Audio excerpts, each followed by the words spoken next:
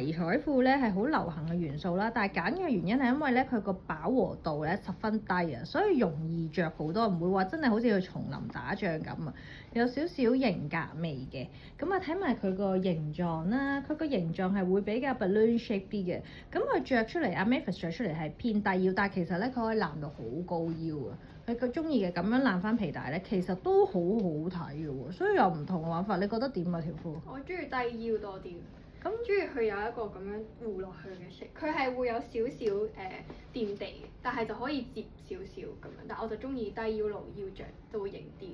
咁你會襯咩鞋？有冇啲咩 advice 俾大家？呢對幾好。即係平底嘅。襯平底或者尖頭鞋，我覺得都 OK，即係唔使咁。如果你話1.5幾嘅朋友，咁當然可以考慮着啲比較厚底少少嘅皮鞋或者波鞋。襯對 boot 都有型㗎，因為佢個褲浪好大，可以收好多嘢喺入面。男仔着都冇問題。Let's be 一個型格 couple wear。可以情侶裝。Yeah.